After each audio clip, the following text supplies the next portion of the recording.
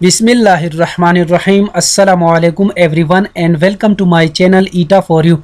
प्यारे दोस्तों, हमने मोस्ट रिपीटेड और मोस्ट रिलेटेड उर्दू की एमसीक्यूज़ का जो सिलसिला शुरू किया है, आज उसका पार्ट 4 अपलोड करते हैं। इसकी 3 पार्ट में ऑलरेडी अपलोड कर चुका हूं। इसी वीडियो की डिस्क्रिप्शन में लिंक है, आप सब दोस्त उनको भी वॉच कर सकते हैं। ये जितने भी एमसीक्यूज़ मैं अपलोड करने वाला हूं या कर चुका हूं, ये सारे एमसीक्यूज़ कंसिस्टेंटली हर टेस्ट में बार बार रिपीट होते हैं।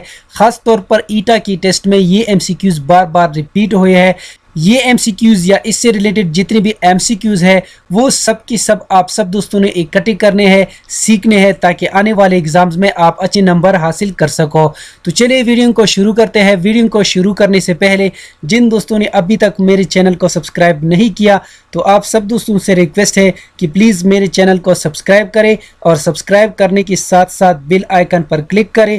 इसका ये पैदा होगा कि मैं जितनी भी वीडियोज़ अपलोड करता रहूँगा उसकी नोटिफिकेशन आप सब दोस्तों को आती रहेंगी। इसमें क्वेश्चन नंबर फर्स्ट है, रूटी वूटी फानी वानी, इनमें रूटी और फानी ग्रामर की रूह से क्या है?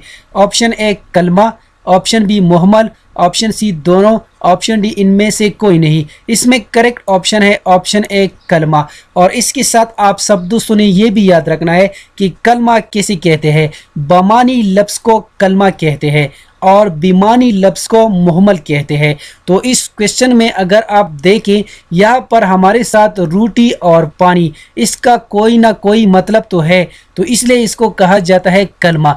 वूटी और वानी, इसका कोई मतलब नहीं है, तो इसलिए इस क्वेश्चन में करेक्ट ऑप्शन यही है। नेक्स्ट क्वेश्चन कर लेते हैं, क्वेश्चन नंबर 2, जदीद गज़ल का बानी किसे कहा जाता है?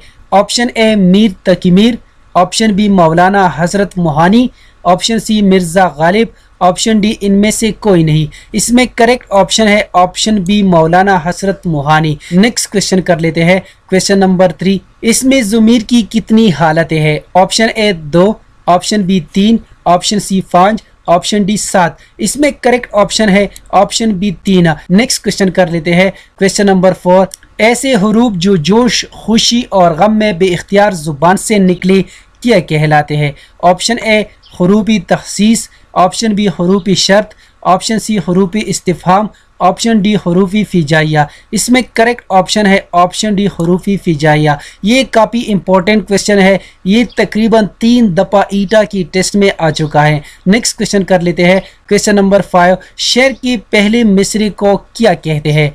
ऑप्शन ए मिसरे अव्वल, ऑप्शन बी मिसरे ऊला, ऑप्शन सी मिसरे सानी, ऑप्शन डी इनमें से कोई नहीं। इसमें करेक्ट ऑप्शन है ऑप्शन बी मिसरे ऊला। और इसके साथ आप सब दोस्तों ने ये भी याद रखना है कि शेर की पहले मिसरे को मिसरे ऊला कहा जाता है और दूसरी मिसरे को मिसरे सानी कहते हैं। नेक्स्ट क्वेश्चन कर लेते हैं, क्वेश्चन नंबर 6, वो मुरक्कब जिससे सुनने वाला पूरा मतलब ना समझ सके कहते हैं?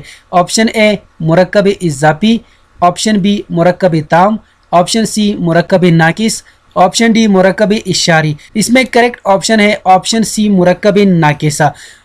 और इसके साथ आप सब दोस्तों ने ये भी याद रखना है कि मुरक्कब ताम, ये वो मुरक्कब जिससे सुनने वाला पूरा मतलब समझ सके, इसको कहा जाता है मुरक्कब ताम। नेक्स्ट क्वेश्चन कर लेते हैं, क्वेश्चन नंबर 7, वो नाम जो माँ बाप बेटा बेटी या किसी और निस्बत से मशहूर हो जाए, मसलन अबू कासिम, अबू तुराब, उम्मी कुलसूम वगैरह क्या कहलाते हैं? ऑप्शन ए लक़ब, ऑप्शन बी खिताब, ऑप्शन सी कुनियत, ऑप्शन डी इनमें से कोई नहीं। इसमें करेक्ट ऑप्शन है ऑप्शन सी कुनियत। और इसके साथ आप सब दोस्तों ने ये भी याद रखना है कि वो नाम जो किसी ख़ास सिफत और ख़ूबी की वजह से लोगों में मशहूर हो जाए, इसको कहा जाता है लक़ब। और नेक्स्ट जो है खिताब, यानी वो एग़ज़ाज़ी नाम जो हुकूमत या कौम की जानिब से किसी शख्स को उसकी इल्मी या कौमी खिदमत के बदले में दिया जाए, इसको कहा जाता है खिताब। नेक्स्ट क्वेश्चन कर लेते हैं, क्वेश्चन नंबर 8, रसूलुल्लाह सल्लल्लाहु अलैहि वसल्लम कौन सा मुरक्कब है? ऑप्शन ए मुरक्कब नाकिस, ऑप्शन बी मुरक्कब ताम, ऑप्शन सी मुरक्कब जारी, ऑप्शन डी इनमें से कोई नहीं। इसमें करेक्ट ऑप्शन है ऑप्शन बी मुरक्कब ताम। और इसके साथ आप सब दोस्तों ने ये भी याद रखना है कि मुरक्कब ताम ये वो मुरक्कब होता है जिससे सुनने वाला पूरा मतलब समझ सके, तो इसको कहा जाता है मुरक्कब ताम। नेक्स्ट क्वेश्चन कर लेते हैं, क्वेश्चन नंबर 9। दामन तर हो जाना मुहावरा है, इसका मफहूम क्या है? ऑप्शन ए गुनहगार होना, ऑप्शन बी प्यास बुझ जाना, ऑप्शन सी गम में शरीक होना, ऑप्शन डी कोई नहीं। इसमें करेक्ट ऑप्शन है ऑप्शन ए गुनहगार होना। नेक्स्ट क्वेश्चन कर लेते हैं, क्वेश्चन नंबर 10। वो उर्दू में अच्छा अफसाना लिखता है, इस जुमले में वो क्या है? ऑप्शन ए इसमें नाकिरा, ऑप्शन बी इसमें मारिफा, ऑप्शन सी इसमें ज़मीर, ऑप्शन डी इनमें से कोई नहीं। इसमें करेक्ट ऑप्शन है ऑप्शन सी इसमें ज़मीर। और इसके साथ आप सब दोस्तों ने ये भी याद रखना है कि इसमें ज़मीर किसे कहते हैं। इसमें ज़मीर ये वो इसम है जो किसी दूसरे इसम की जगह इस्तेमाल हो, इसको कहा जाता है इसमें ज़मीरा। तो इस क्वेश्चन में वो इसमें ज़मीर है। नेक्स्ट है इसमें नाकिरा, यानी वो इसम जो किसी आम शख्स जगह या चीज़ का नाम हो, इसको कहा जाता है इसमें नाकिरा। और इसमें मारिफा वो इसम जो किसी ख़ास शख्स जगह या चीज़ का नाम हो, इसको कहा जाता है इसमें मारिफा। नेक्स्ट क्वेश्चन कर लेते हैं, क्वेश्चन नंबर 11। कप या क्या होता है? कप या हम आवाज़ अल्फाज को कहते हैं, इसमें करेक्ट ऑप्शन है ऑप्शन ए। नेक्स्ट क्वेश्चन कर लेते हैं, क्वेश्चन नंबर 12। जिस गज़ल में रदीफ ना हो उसी क्या कहते हैं?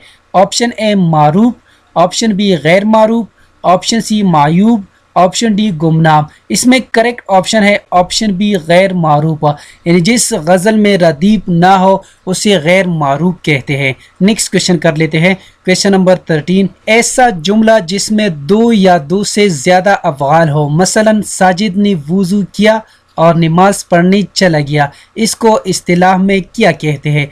ऑप्शन ए ताम जुमला, ऑप्शन बी नाकिस जुमला, ऑप्शन सी मुरक्कब जुमला, ऑप्शन डी जमा जुमला। इसमें करेक्ट ऑप्शन है ऑप्शन सी मुरक्कब जुमला।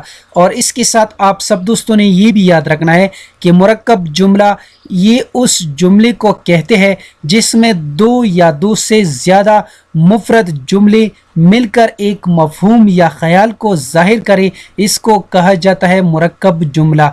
और इसकी दो अक़साम है, मुरक्कब मुतलक और मुरक्कब मुल्तफ। इसमें करेक्ट ऑप्शन यही है। नेक्स्ट क्वेश्चन कर लेते हैं, क्वेश्चन नंबर 14।